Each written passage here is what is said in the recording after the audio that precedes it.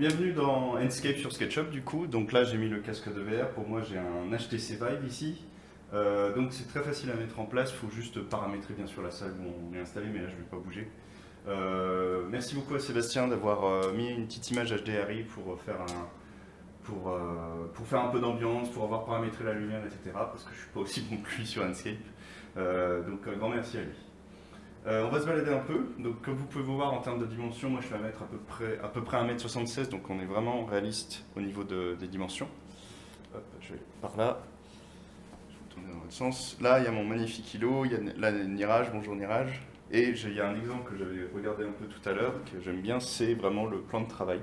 Là, je me vois vraiment travailler et utiliser le lavabo, donc c'est super bien pour se projeter, c'est vraiment super pratique. Là, il y a la salle de bain.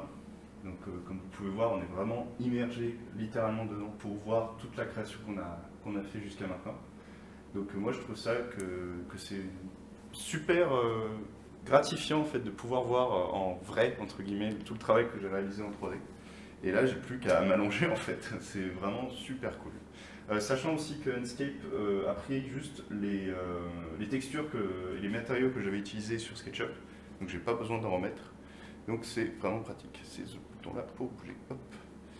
On va finir dans le salon. Je voulais juste faire un petit bonus en plus où je voulais vous montrer comment ça rendait dans Enscape cette fonctionnalité VR. Donc très facile à mettre en place et très facile à utiliser.